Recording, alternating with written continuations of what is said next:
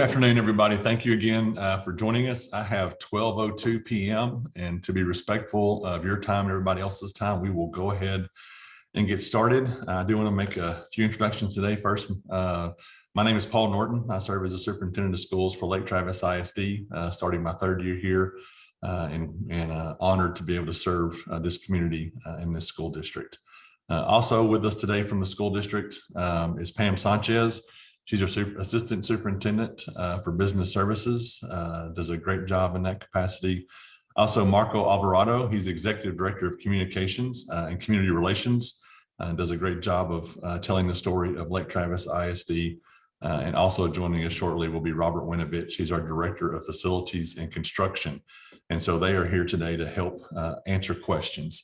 So speaking of answering questions, if you have questions during the presentation today, please feel free to put those in the chat. We will do our best to be able to have time after this presentation to go through those questions and answer those for you. Just a reminder that on our website, there is lots of information about this presentation. Actually, this presentation itself is on our district website, ltisdschools.org. You can go to ltisdschools.org/bond, or just go to the website. At the very top, there's a tab that says bond. Underneath that tab, it has this presentation we're going to be going through today. Also, frequently asked questions that we've had from presentations that we have conducted throughout the community, as well as information that was given to our long-range facility planning committee, school board, etc. There's also a video on there about the bond that you're more than welcome to view. And so lots of information on that site. With that, we will get started with our presentation today. So first, why are we having a bond election in Lake Travis? We use a group called PASA, and they have done the demographic studies for Lake Travis ISD for many years. In the past, we have done studies with them every other year, but since COVID, because of the impact that COVID has had on our community, we have had actually 2 different demographic studies done by PASA in the last 18 months. We want to make sure that we have the most recent information from them. They work with the cities, the county, the different entities to learn about the different developments that are coming into Lake Travis. They help us understand the growth and the potential growth that's coming to our community based on housing trends, what our student relocation patterns look like, and then just the economic factors that will impact the growth of our community. They give us 3 different growth scenarios, a low growth scenario, a high growth scenario, and then a moderate growth scenario in the middle. We utilize the moderate growth scenario that gives us time, or gives us a little bit of wiggle in our growth numbers so we can plan appropriately. Based on their information, between 2022 and 2031, we'll grow on an average of 3.35% a year between now and 2031. And so our enrollment right now is a little over 11,400 students. By 2031, we'll be at 15,700 students. So we know the growth is coming. We've seen the growth in our community for several years. And so now we're planning for the next steps of that growth. They do help us address the growth. They show us the areas of where the growth is planned to be, and that way we can appropriately plan for campuses, etc., within the boundaries of the school district. And the only way that we can build buildings is through a voter approval, through a bond election. And so that is why we're having a bond election, is based on the recommendations from our committee, as well as looking at the demographic study from PASA. We need to be prepared for the growth that is coming here in Lake Travis ISD. This chart shows us the growth by year using the moderate growth scenario between now and 2031. So you can see that they're projecting by the end of this school year, we'll be close to 11,900 students. And you just see the growth on a yearly basis based on the moderate projection from PASA. And so by 2031, we'll be at 15,769 students is what they are projecting. These are based on assumptions including housing prices, preserved land, as well as conservation easements, especially down the Hamilton Pool Road area, and then just the expansion as to current developments that we have here in Lake Travis. So this shows that over the next 10 years, we'll have close to 4,000 new students here in Lake Travis. One thing that we asked PASA about this year that the district has not asked in the past is, what is our build out enrollment? Knowing that we're coming to a point where we need to have a true discussion about the high school situation. What numbers are we looking at? So based on their projections, based on things that they know now and can reasonably assume moving forward, once we get to build out, and build out means that all the properties in Lake Travis that are suitable for housing will be developed for housing, that our enrollment will be close to 18,000 students. So 17,783 is what they are projecting. Big piece of that is the high school number. Again, knowing the high school conversation that was going to take place with this bond election, the high school number that they're projecting we will be at build out is 5,532 students. So going into the conversation, we needed to have some type of idea of what our growth number would be, especially at the high school level. And so that is the build out number that we have received from PASA. Having that information, we developed a long range facilities planning committee. These are 57 people that live here in Lake Travis, part of the school system, highly engaged with the school district. And we met with this group 6 different times last spring.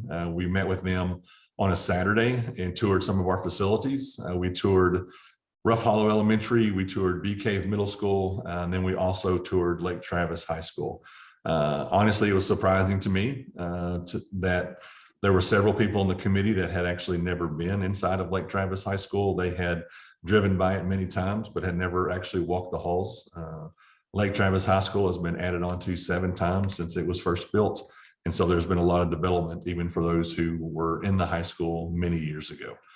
The best part of this committee to me, and my favorite part of this committee, was that we had 6 high school students involved in this process and involved on this committee. They gave great input, great insight.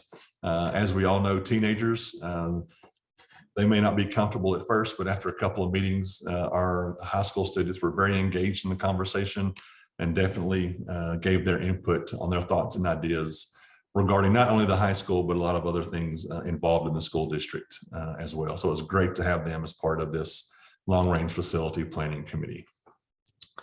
So the planning committee, at the end of the process, we had a vote through them, and then they made recommendations to our school board at the June school board meeting.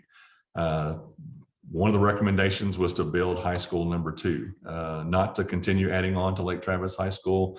We talked about 9th grade centers. We even talked about different specialty schools, fine arts school, for example. The issue with that is you can't control the movement of students and make sure that you have a balanced population at the different campuses as far as how many students are at each campus.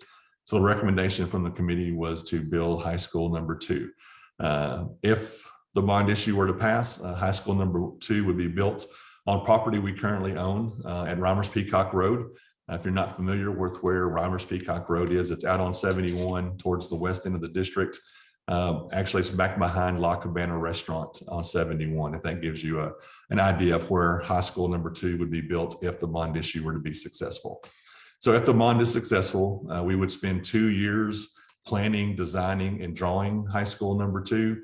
And then it would take about 2 years to build that campus. And so with that in mind, we anticipate the opening of high school number 2, if the bond issue were to be successful, would be in the fall of 27. We would start that campus with 2 grade levels, 9th and 10th grade. Then that 10th grade would move up and be the first junior class at that campus, and then be the first graduating class from high school number 2. It's laid out like that. We didn't want to take the juniors at Lake Travis High School and their senior year to go to high school number 2.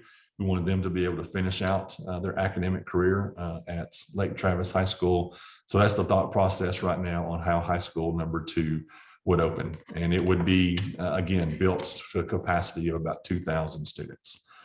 Elementary school number 8 and elementary number 9. So 2 new elementary schools embedded in this bond as well, due to the growth that we know is coming to our school district and to our community. Elementary school number 8 would be built on Bee Creek Road. It would be just up from Lake Travis Middle School. We own that property. For this campus and for both of these elementary schools, we would use the exact same design that we have for Rough Hollow Elementary, as well as for West Cypress Hills Elementary. So the same design that saves us significant dollars on architectural fees and cost, And Robert Winovich and his team have already worked on how that campus would fit on the topography of the land that we have for the campus. So if the bond issue were to be successful and we would start building this school as soon as possible after the bond election, it would open in the fall of 24. So by August of 24, this campus would be open and have students on it. So less than 2 years from today, that campus would be open with students. Elementary number 9, we have been negotiating on a property down Hamilton Pool Road for about 2.5 years now for elementary school number 9. We've been unsuccessful in those negotiations due to litigation issues with the current owners. And so we have looked at other properties up and down Hamilton Pool Road as well. This campus is slated to open in the fall of 25. It could be pushed to the fall of 26, depending on enrollment numbers and other variables, but anticipated now that it would open the following year in August of 2025. We'd also have upgrades and additions to Lake Travis High School that are in this bond issue. Again, it's been added on to 7 times. It's an extensive campus. We want to make sure that we keep this campus in great working order and great condition to where it's a viable campus for many years to come here in our community. Other campus and district renovations and improvements are also in this bond issue, as well as facility condition assessment projects. The facility condition assessment projects are projects that keep a campus in good working order and good condition, such as roof replacement, HVAC, those types of things. We don't ever want to get into deferred maintenance where we're having to come back and not only fix the issue, but the other problems that are caused by that, the unintended consequences that come from letting our campuses to get into deferred maintenance. We want to make sure that we can keep our campuses open as long as possible. We don't want to have to come back and start doing replacement campuses anytime soon. So making sure that we keep these campuses in good working order. Plus, if you get into deferred maintenance, it costs more to fix the problem. You're going in and fixing the roof and then all the other things associated with those leaks and issues. And so we want to make sure that we keep all of our campuses and facilities in great working order for as long as possible.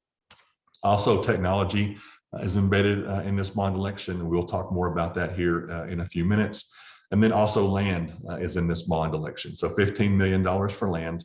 What that is if this bond issue were to pass, based on the build out numbers and projections that we have from PASA, we will need 2 more elementary schools, potentially 3, but we're hoping 2 more elementary schools. We'll also need 1 more middle school. Obviously, we won't need another high school because that question would be answered if this bond issue were to be successful. And so we need to have the funds to go out and purchase those properties. Obviously, we do take donations of properties if possible, but they have to be usable, feasible land.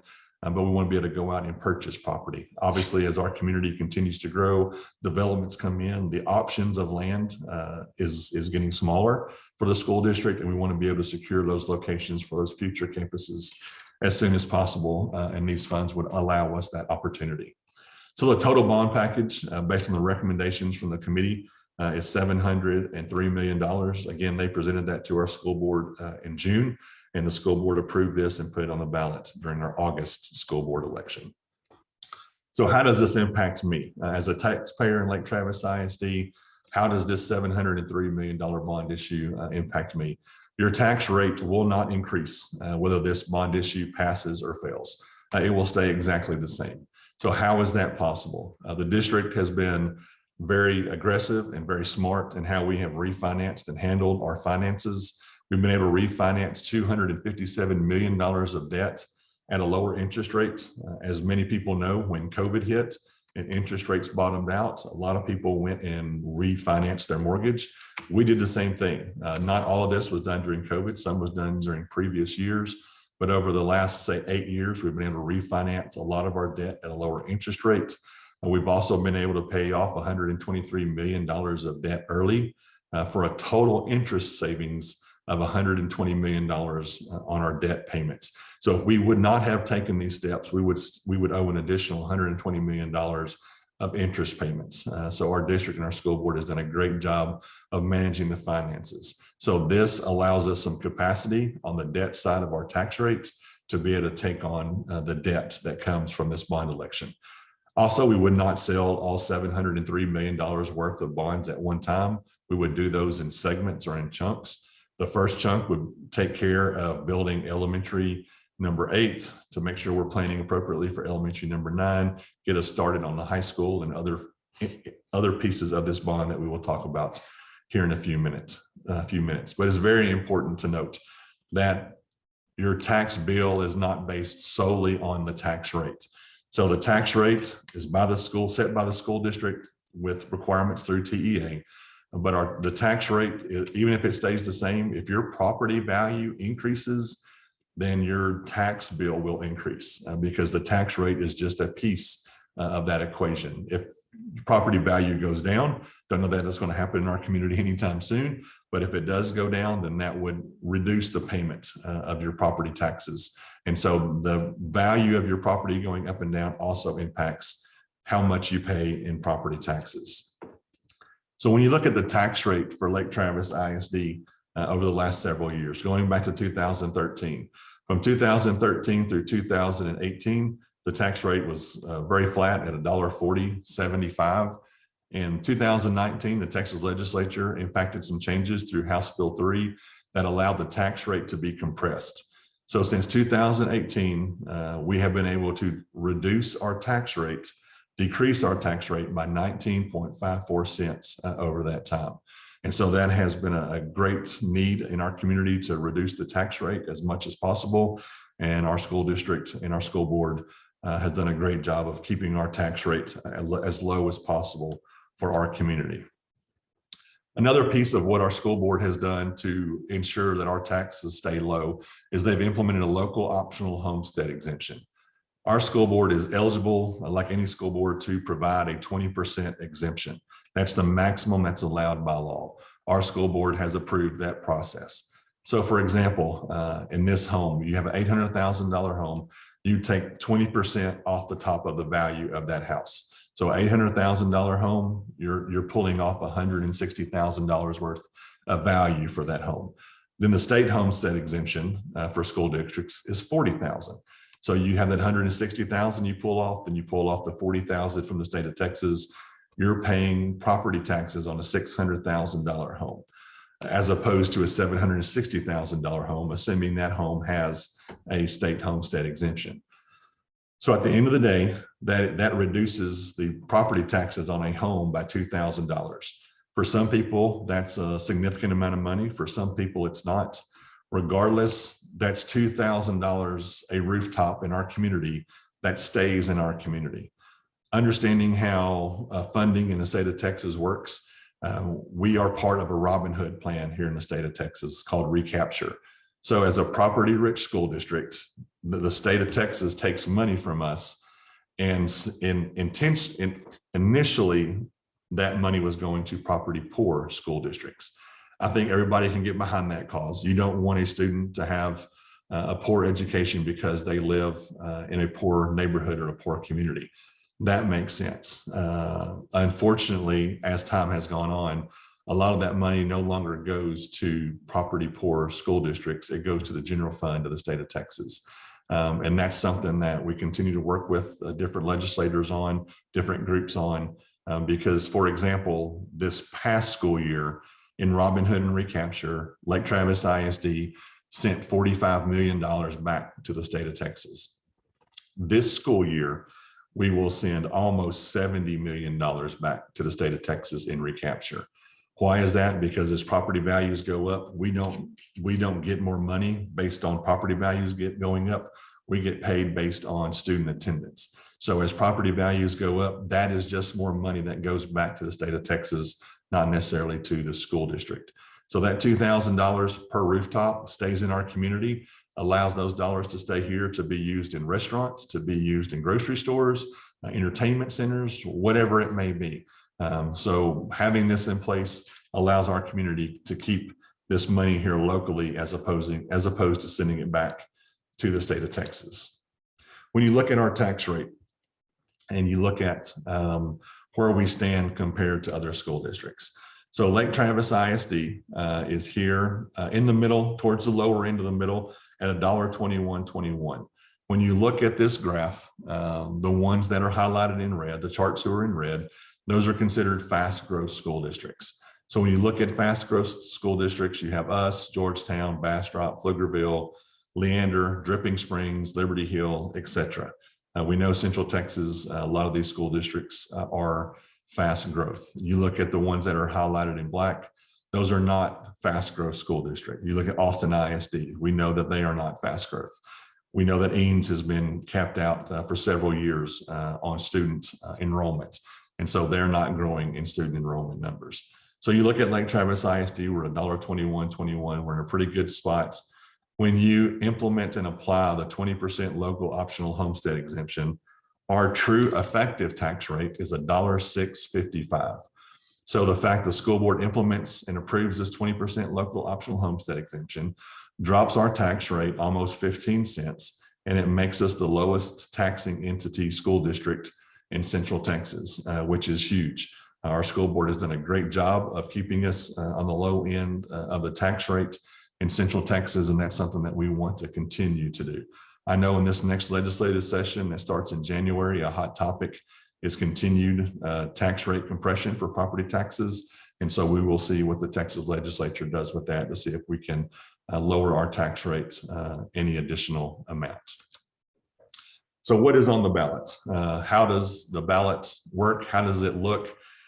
When you compare our ballot this year to the last bond election we had in 2017, there's some significant differences. One thing that stays the same is you still vote for or against the propositions. So for example, in 2017 and years prior, there was one proposition, you voted for or against that one proposition. Now the laws have changed and we actually have 3 propositions on this school board election, on this school bond election. And so when you look at where these propositions come from, the state law lines out what has to be pulled out as separate propositions. So from the education code, if you have stadium with seating greater than 1,000, so you have stadium, you're renovating a stadium, you're building a new stadium, then that has to be a separate proposition. And so that is the case for Lake Travis ISD. We are looking at renovating the stadium at Lake Travis High School, as well as building a stadium at high school number 2. So now we have created an athletics proposition. If we were building a natatorium, which is not on this bond cycle, but if we were to build a natatorium, it would also be embedded in the athletics proposition. A recreational facility other than a gym, a playground, or a play area. And so if you're building any type of recreational facility, it has to be a separate proposition. A gym is part of your high school campus because you need gyms for PE credit. And so that is part of the campus. And so that is part of the first proposition with campuses on it. If you're to be building a new performing arts facility, that would be a separate proposition. If you're doing anything with teacher housing, that would be a separate proposition. And the most confusing piece of this, different pullouts, is technology other than school security or integral to the construction. So what does that mean?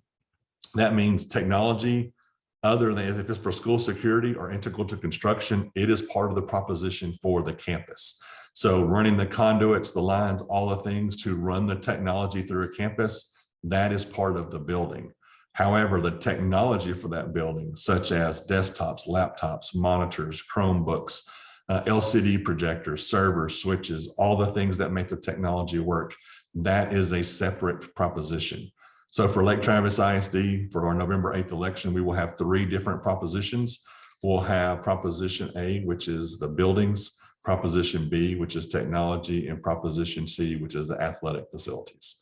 So that's one significant change since the bond election in 2017. The second significant change is at the end of each proposition. This sentence highlighted in yellow is the last sentence. It says this is a property tax increase. I've shared with you that our tax rate will not increase. Our tax rate will stay the same whether this bond passes or fails. This sentence is required by law to be at the end of each proposition. That is because the legislature wants people to understand that to build these buildings, it does take tax dollars to do so. It does not mean the tax rate will increase. It means that taxes will be generated to pay for this. You actually have seen situations where school districts have had bond elections. The tax rate has gone down. This sentence still has to be a part of that proposition. So this is a pretty significant change since the bond election in 2017. Since this was added in to the language of propositions, Prior to 2019, before this law went into effect, school bonds passed at about an 85% success rate. Since that time, the school district bond elections have passed at about a 50% rate. So our thing is that we want to make sure that people are educated on what this sentence means. We're not allowed to advocate or promote one way or another for or against the election. All we can do is educate our taxpayers in our community on what's on the ballot, what the ballot means. And so just understanding that this sentence says this is a property tax increase, while it is required by law to be in the proposition, it is not, we are not increasing our tax rate in Lake Travis ISD for this bond election. So this just shows Proposition A is the facilities. You can see this last line. This is a property tax increase.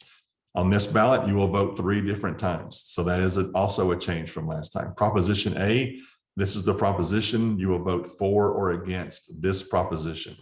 Proposition B is technology. The last sentence of this slide is this is a property tax increase. Then you will vote for or against this proposition. And then Proposition C is the athletic facilities. This is a property tax increase. You will either vote for or against this proposition. So all 3 propositions, you will vote on each proposition on this bond election. So some of the things that are embedded in the different propositions. So in Proposition A, again, is the facilities. So you have elementary school number 8, elementary school number 9 that we've already talked about. And then high school number 2 is part of this proposition. So if you go back a few slides to the recommendations from the committee to the school board, the recommendation was to build high school number 2, and the cost for that would be $236 million. Why does this say $176 million? Because in Proposition A, that is the cost of the building to build the building for this high school. The technology for high school number 2 is in the technology proposition. The athletic facilities for high school number 2 is in Proposition C for the athletic facilities. So all those pieces pulled together and combined is the $236 million. So you can see the amount in Proposition A for each campus in each area of the district. The land and development is also the next to last bullet on this slide. So you can see it's embedded in there, as well as closing cost and contingency, because we want to make sure that we have funds there for the facilities as we build those. Several pieces of Proposition A, elementary shade structures. That is building structures in front of our elementary schools, mainly for bad weather days. Be a very nice design, a very nice look.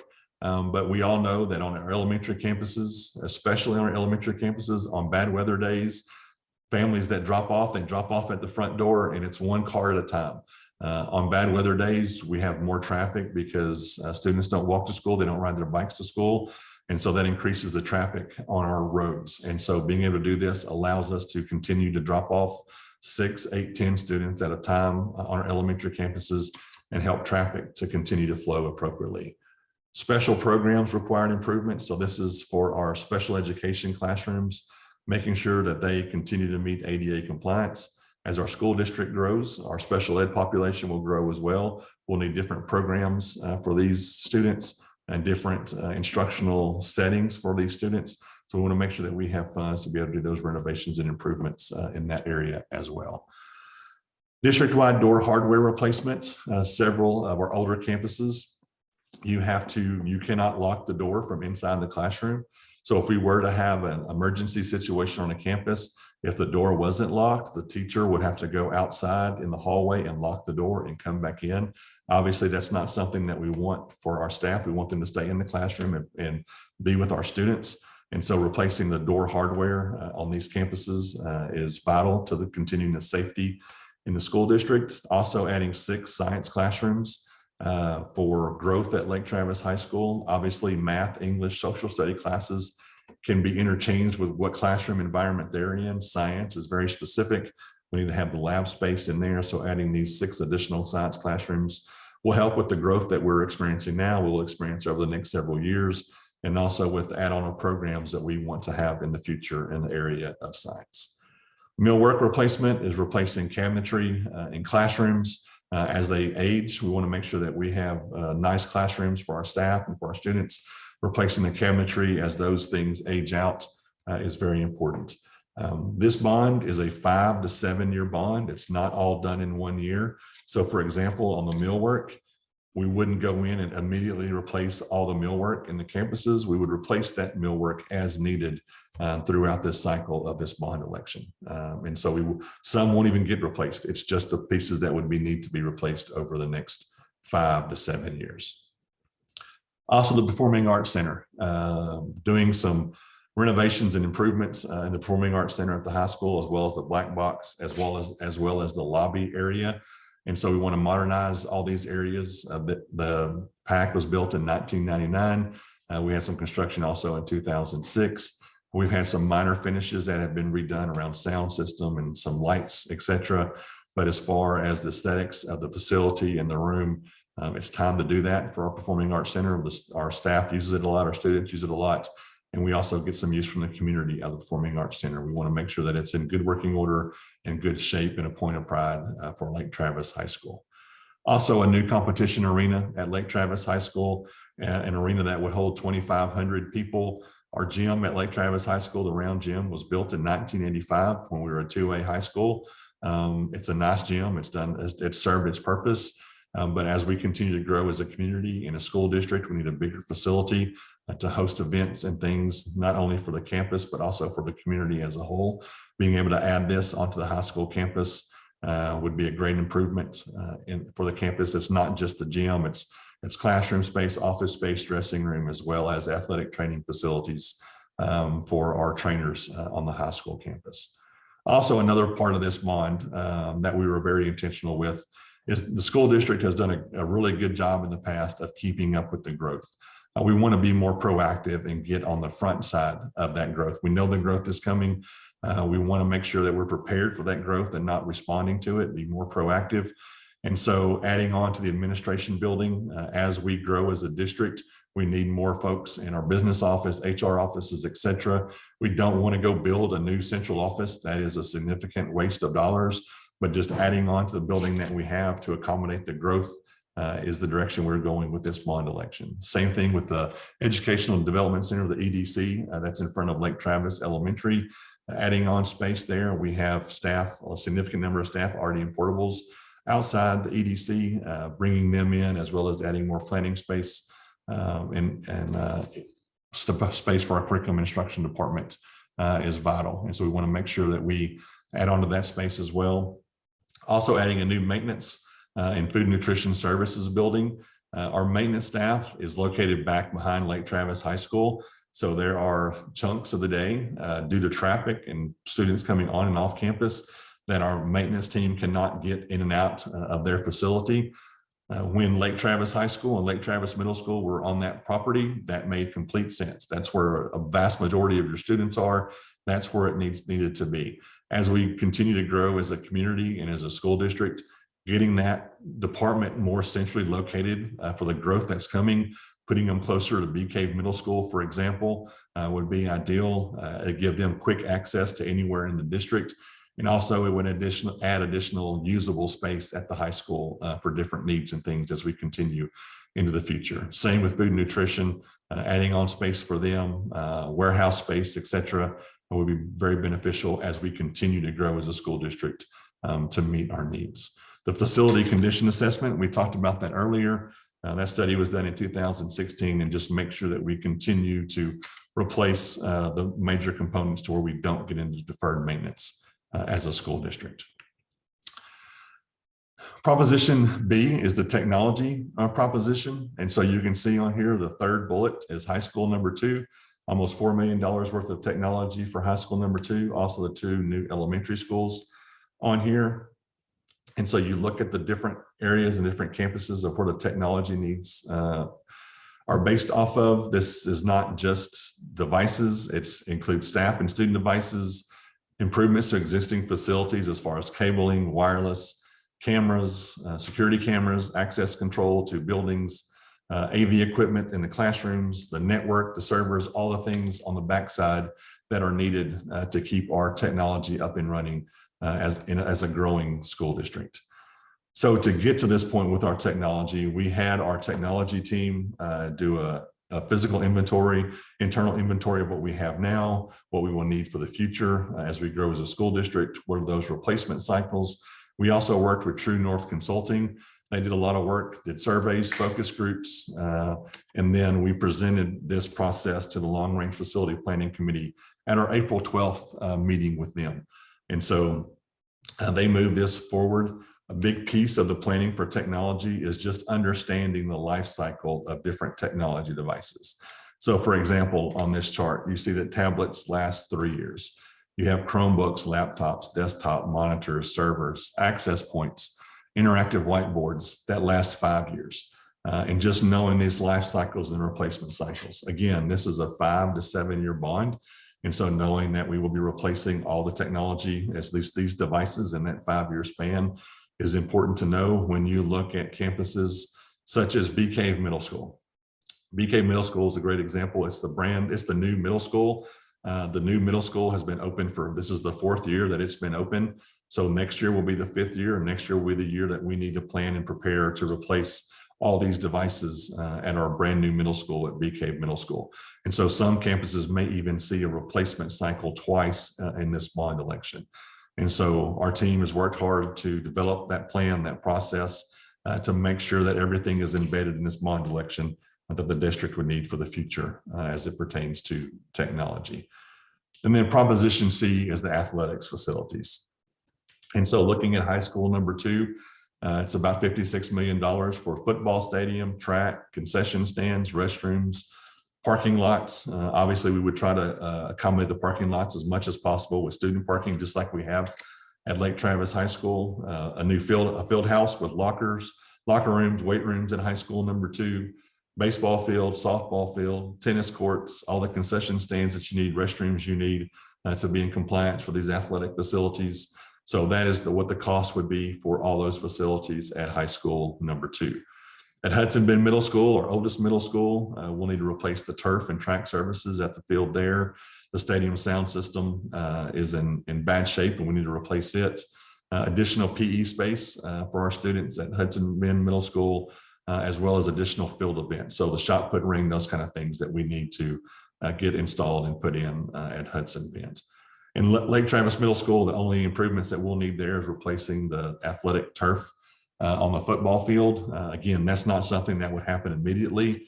As we got to the end of life of that current turf, and it started before it became unsafe for our student athletes to be on, we would replace that turf and we would have those funds there to do that. And we would sell those bonds at an appropriate time to be able to do that.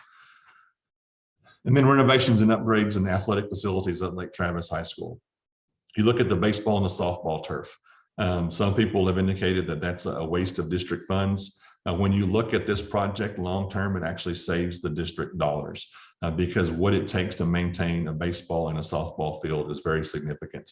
A baseball field playing surface is actually bigger than a football field. And so understanding that how much it takes to take care of the grass in the field, keep it in a safe playing condition for our students is significant. And so replacing it with turf over the long term has significant savings to the school district and also the manpower that it saves. Instead of having our staff work on the baseball and softball fields, they can actually be working on other facilities in the district and making sure that our classrooms and our campuses stay in good working order for our students.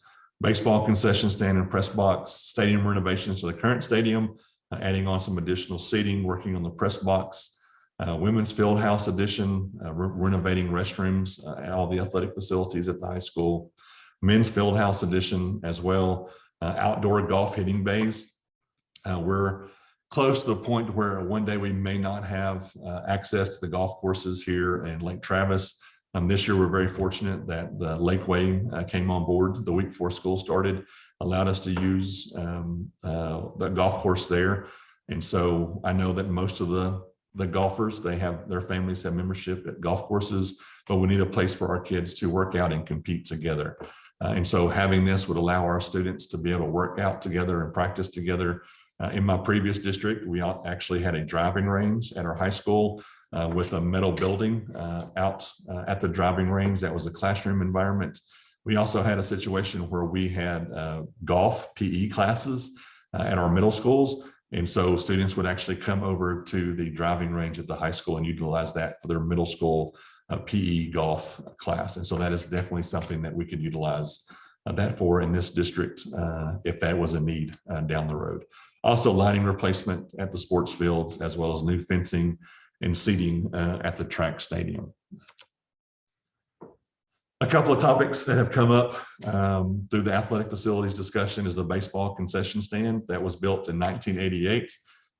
It is an old facility. It is a small facility that needs to be replaced. It has lasted, close to 35 years. That's a great life for our concession stand. Building a new concession stand with a new press box at the baseball field would allow it to continue to grow and would accommodate a 6A high school as opposed to a 2A high school when it was built. And it would be somewhat comparable to the press box at the softball field. And so that is just one of those facilities that needs to be replaced as it comes to athletics.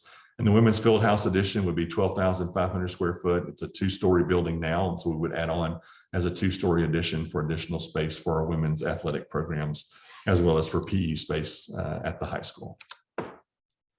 Safety and security projects. Obviously, safety and security is a big topic of conversation within our community, not only here, but across the state and across the country.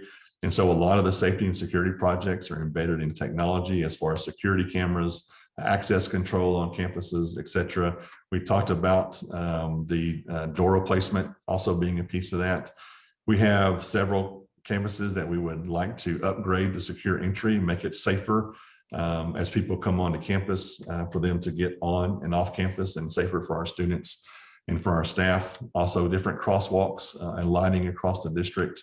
So there's lots of projects embedded in this, even at the high school, making sure it's safe for people coming on and off the campus, as well as walking around the campus. And so all that is embedded. So safety and security of this project is just over $97 million. That's embedded in propositions A, B, as well as in C.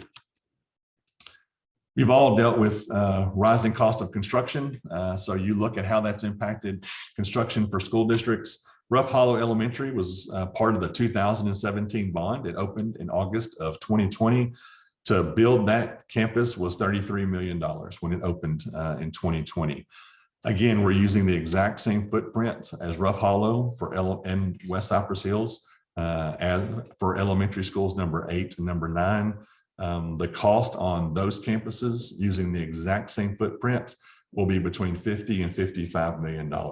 So we want to make sure that we have these costs embedded in the bond. We don't want to have a bond election and not be able to build the buildings. Robert and his team have done a great job of embedding inflation into these projects, knowing that for a while it has been 1% a month in inflation in construction. And so this added cost to these facilities is also a part of this bond election. You look at the 20-year history of bonds here in Lake Travis, going back to 2003. But when you look at the last bond election in 2017, it was $253 million. It was one proposition. This year, we have $703 million bond election on the ballot on November 8th. I understand that is a significant amount of money for a lot of people. That is sticker shock. But this is a bond issue like we have never had before in Lake Travis ISD. The second high school conversation has happened for many years in Lake Travis.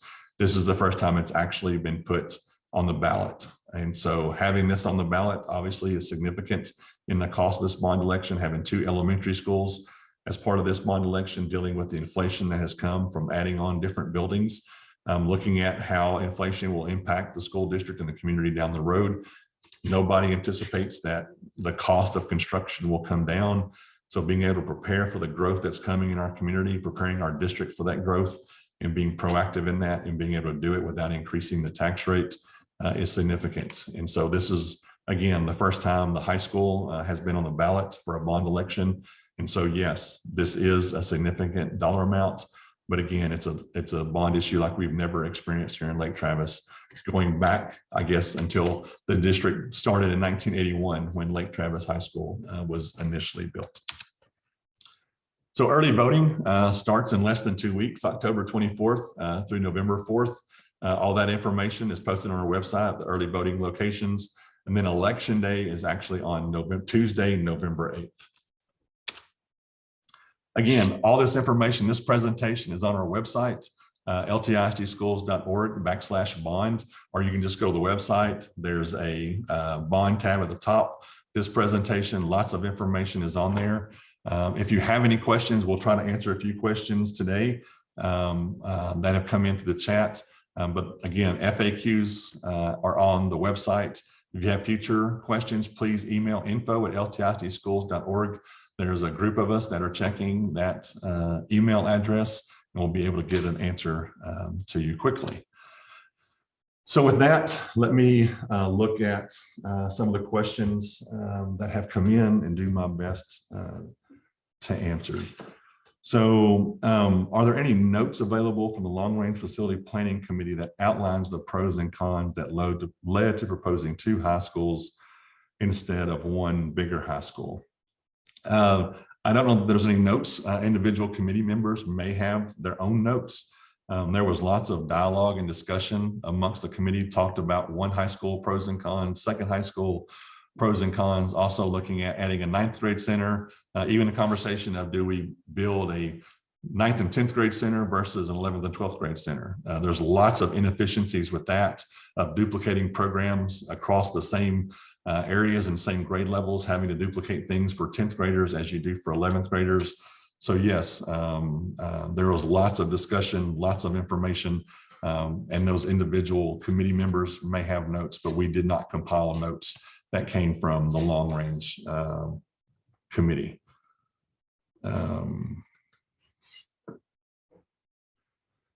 Another question, if the high school cost is split across 3 propositions, what happens if not all 3 props are passed? Please use an example to describe how we would get funded. So for example, if let's just say Proposition A passes, you build the building. Proposition B fails for the technology, Proposition C fails for the athletics. We would have a little bit of time to prepare and come back to the community with propositions for technology and propositions for the athletic facilities, because again, the high school will not open until the fall of 27, but obviously that plays into a lot of the planning. And so planning to know where those athletic facilities would go on the property would be vital. We would not have the funds to fund technology. Obviously, the safety and security of the campuses would be our highest priority when it comes to technology to embed in this project without having the funds to do it through the bond project. When you look at other campuses as well, so let's use this same example for elementary number 8. Proposition A passes, it gets built, elementary school gets built, but Proposition B fails. Proposition C doesn't apply to elementary schools. Proposition B fails, so you don't have the technology for that campus. What we would do is we would continue to build the campus. We would move forward with building the campus. The struggle with that would be we would not have time to come back and have another bond election, sell the bonds for the technology for elementary number 8, and then to have the technology ordered and here and implemented in time for the school year to start in the fall of 24. So that is more of a struggle than actually the high school piece. A question that we get quite regularly is what happens if none of the propositions pass? So if none of the propositions pass, the first thing we would do is we would get our facilities planning committee back together again, look at what our different options are. We would also get our attendance zoning committee together and look at what the options are there as well. We would immediately begin looking, because obviously the growth will continue regardless of whether the bond issue fails or not. So regardless, we will have to have classroom space for our students. So we would start rezoning our current elementary schools. Obviously, the campuses on the east end of the district where there's not a whole lot of growth. So for example, Lake Point Elementary, Lake Travis Elementary, those campuses we would reshuffle the attendance zones to fill those campuses to capacity. Same thing with the elementary schools in the middle of the district. Understanding that campuses on the west end of the district, that's where the growth is coming. That's where we're going to need a little bit more space. We would leave as much room as we could in those campuses for the growth that's coming, and then start ordering portable buildings. So we would order portable buildings to have them in place in the district to provide that classroom space. And we would start working with the cities and the county on permit requirements for those things. So that is how we would handle elementary if they did not, if Proposition A did not pass, because we would obviously have to have classroom space for those students. The middle schools were in good shape. We have capacity at all 3 middle schools right now. Again, we'll need 1 more middle school 10-ish years down the road, but right now we're fine. We're in good shape. And then for the high school, it's a similar scenario to elementary schools. We wouldn't have the funds in Proposition A to add on to Lake Travis High School. So we would have to start ordering portable buildings to place at Lake Travis High School. Obviously, you'd want those portable buildings as close to the campus as possible for student safety reasons.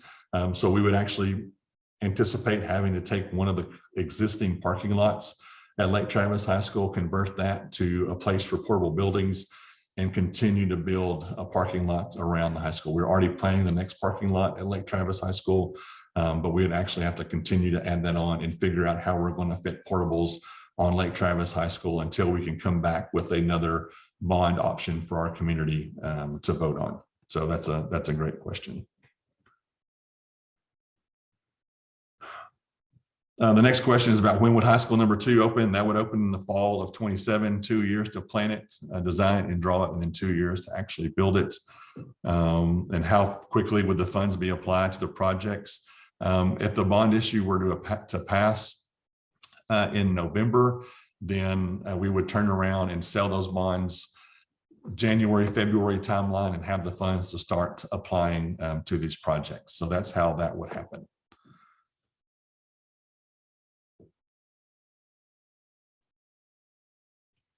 We have an accessibility committee to look at equitable and accessible playground facilities and technology for all learners.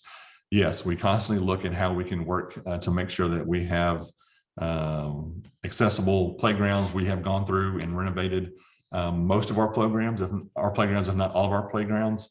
The last one I believe was Serene Hills that we completed this summer. And obviously, as we build new campuses, those would also be part of that planning process of making sure that we have the appropriate technology and playground space for all of our students in the school district.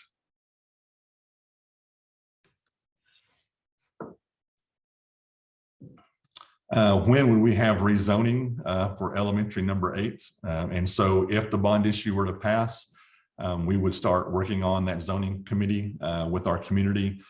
We would work with PASA. PASA is heavily involved in that process. They actually have a process where we can move the attendance zones and actually get attendance numbers, projecting numbers for different elementary schools. And so that would happen pretty quickly after the bond election.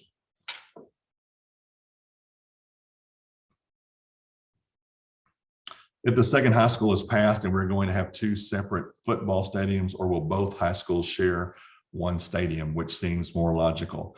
We would actually have football stadium at each of the campuses. That allows them to be able to practice and utilize those campuses throughout the school day, the school year. When you look at our facilities at Lake Travis High School, our athletic facilities, most of them are pretty much used a vast majority of the day. There's not capacity to bring the students back and forth from high school number 2 to Lake Travis High School to utilize those facilities. So in this plan, we would have a football stadium at Lake Travis High School, as well as a football stadium at high school number 2.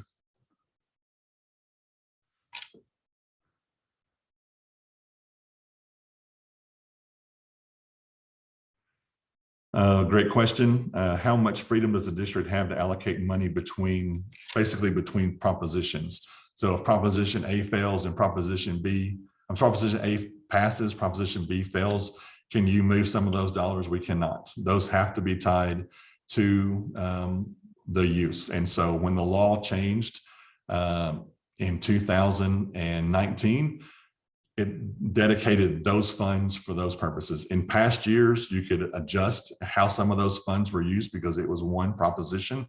But with the way the system is set up now, we could not pull money from any other proposition to pay for things in a different proposition.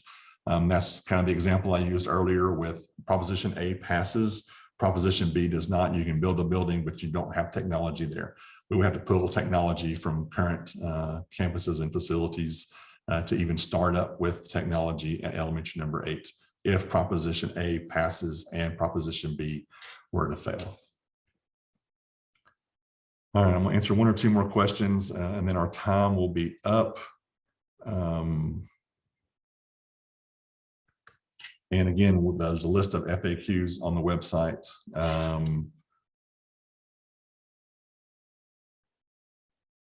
So can you speak further to the two high schools being completely separate or not? For example, sports teams would be separate in a different division if this school has a smaller enrollment. That is correct. So the way UIL aligns schools for competition purposes is based on student enrollment. So high school number 2 opens in the fall of 27. You have a 9th and a 10th grade class. That campus would be competing against schools that have the like enrollment. It wouldn't be compared to Lake Travis High School at all. It would be compared to like enrollment. So a 9th and 10th graders on this campus, a guesstimate, because UIL controls how those numbers fall, a guesstimate is high school number 2 would open as a 3A high school potentially. So you can definitely have events that compete at the varsity level, such as marching band. You could have a marching band that competes because they would be competing against schools the like size. Yes, those other schools would have juniors and seniors, but we would be like size and enrollment for that campus.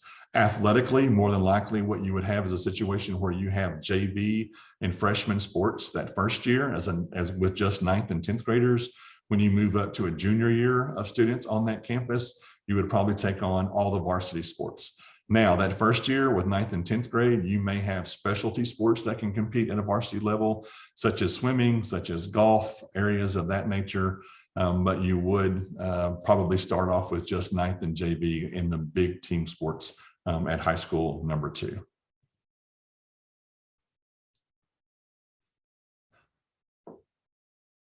If educational opportunities are not the same for STEM and arts, then will there be cross-school opportunities to take classes at the other school?